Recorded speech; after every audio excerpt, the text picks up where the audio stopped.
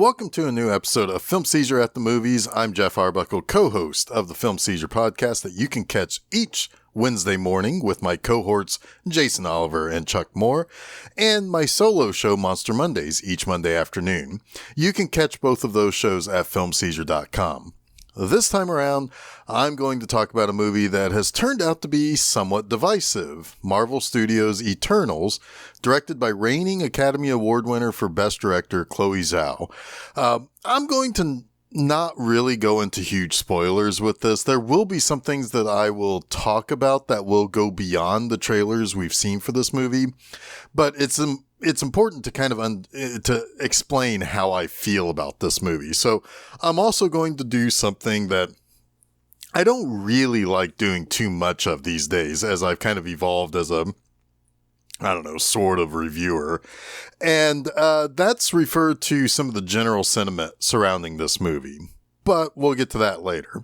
First and foremost, I think most people who know me will know that I'm a Marvel guy.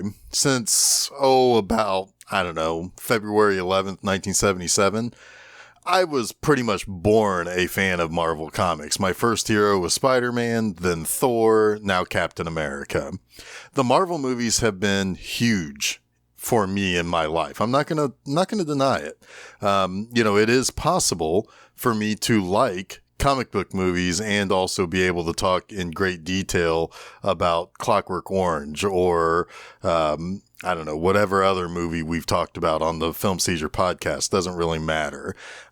They've just been far more satisfying comic book and action movies than pretty much anything else over the last 13 years. And if I'm being honest, I can probably go back 20 years to 2000's X-Men movie, then followed a couple of years later by the Spider-Man movie.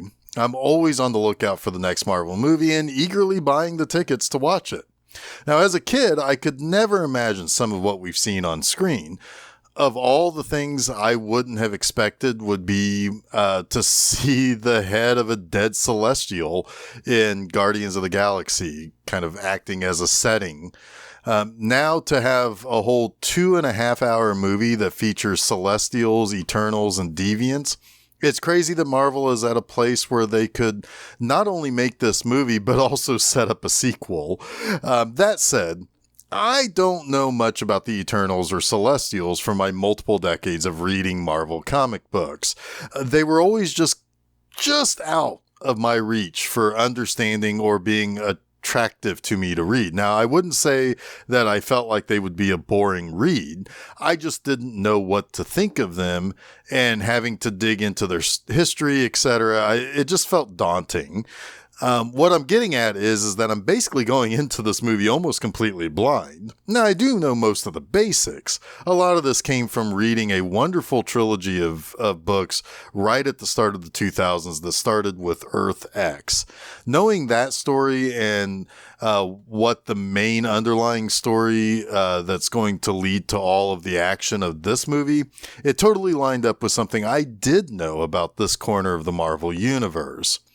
The Eternals were the creation of Jack Kirby, a man who is co-credited along with Stan Lee as the creator of most of the characters we're seeing on the big screen now. In fact, this is the first time a movie that, at least that I can remember, I'm pretty sure this is the first time, that it says that this was based on the Marvel comics and Jack Kirby. That's a huge win for Kirby and his legacy. Now, the story goes that the Celestials came to Earth 1 million years ago and did genetic testing on extremely early versions of humans. They also created 2 divergent races, godlike superpowered beings, the Eternals, and monstrosities called Deviants. Now, that's how Jack Kirby created the story back in the 70s. And basically had the Eternals and Deviants fight and do various things among the world of superheroes. And it was a very strange. Jack Kirby has some of the most bizarre and far out stories that you will ever read in comics. If you look at his 2001 adaptation series, it is bonkers. And this was during the time when he was essentially coming over from a stint at DC Comics, where he created the New Gods. It's a very similar concept. He's always been kind of big on the, for a lack of a better word, I guess, ancient aliens, or like basically all of our perception of what gods and whatnot are from that. But anyway, and about that whole thing with them being created by the Celestials, this genetic testing by the Celestials also made it possible for mutants to emerge in the Marvel Universe. And they also did similar things on other planets across all of the Marvel history. Now, that's not unimportant to explain, because it could lead to a backdoor opportunity for the X-Men to come along later on. Now, later stories would tweak these origins quite a bit. I mean, and this is where we get this movie's plot. For millions of years, Celestials would seed planets with a gestating egg that would birth future Celestials. Those future Celestials would then harness the energy from the solar system in which they were birthed in, and it would create other stars, other planets, more life. Now, for this egg to not be disturbed, the Celestials would create the Eternals to rid planets of these other alien creatures called deviants who like to eat the living things on these planets. Now, you may be thinking that if Earth is hosting a gestating egg of a giant celestial being, wouldn't that be a problem for us on this planet? Boy, howdy, is it. When it's discovered that the planet that some of these Eternals have grown to love would essentially be obliterated with the birth of this new Celestial, a plan is put into place to either stop the birth or at least delay it. However, along the way, the Eternals are not entirely unified with these plans, and what's more, they all learn a truth about their pasts and their purposes that give them even more questions and an identity crisis to boot.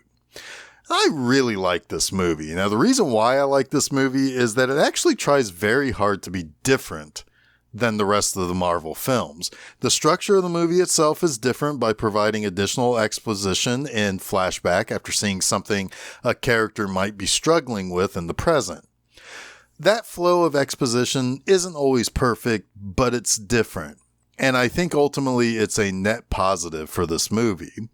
There are some very strong performances in this movie too. One that I was quite surprised by is from Angelina Jolie playing Athena. Now, throughout history, she's been the basis for the Athena myth, but there's a quiet vulnerability to many of her scenes. Athena suffers from something that we learn later is a major part of the secret of the Eternals, and it's broken her mind. She's confused, almost childlike in some situations, because she's this amazingly powerful and talented fighter, but if she isn't careful, she'll try to kill every single member of the team. It's one of the better performances, quite frankly, in all the Marvel movies, period. It's why you get an Academy Award winner to play this role. Jolie just knows how to play that part with nuance and that vulnerability. But she's not the only one. Richard Madden is pretty imposing as Icarus, who's essentially the Superman analog of the team. He's got a past relationship with Gemma Chan's Cersei, and she's really good in this too. Cersei, loves the planet and the people inhabiting it.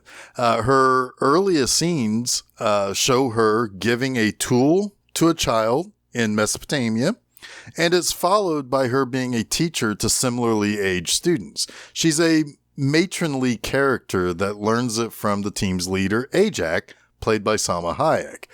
All the actors playing these 10 Eternals really do feel like they've known each other for 7,000 years. There's a real familial feeling between them. Now, one of the things that I liked right away about this movie was the way it looks. This was shot by cinematographer Ben Davis, and this was his 5th Marvel film. He shot the first Guardians of the Galaxy, then followed that up with Avengers Age of Ultron, then Doctor Strange, and most recently Captain Marvel. However, this time around, this movie and all the locations it uses, it looks so natural and so differently than the rest of the films from Marvel. We go from rocky beaches to lush green in the Amazon to the suburbs of Chicago.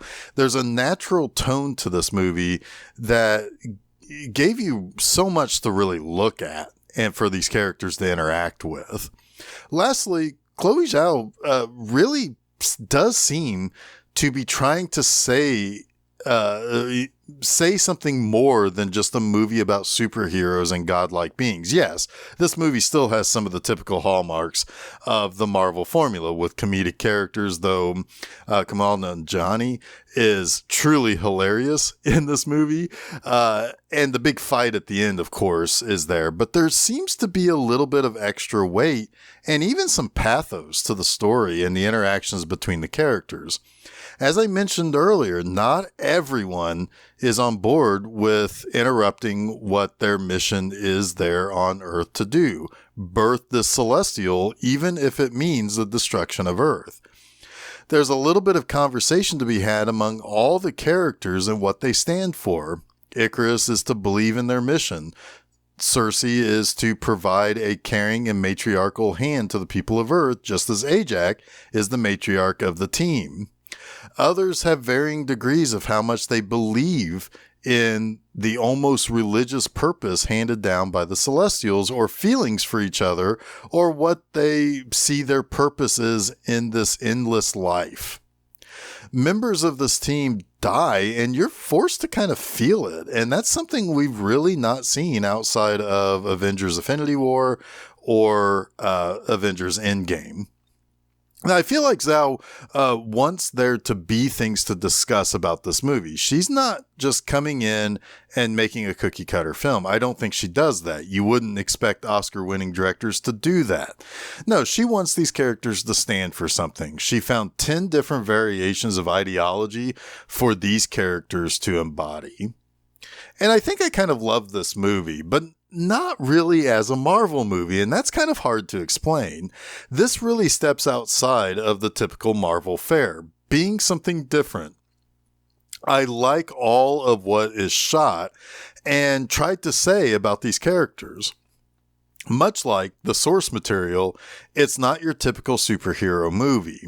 So while I wouldn't necessarily say this is among the top tier Marvel movies, but as a movie about these godlike beings, that's a different story. I really like what Eternals brought to the screen. Now, the thing I don't like discussing and doing much anymore, this movie has been very divisive.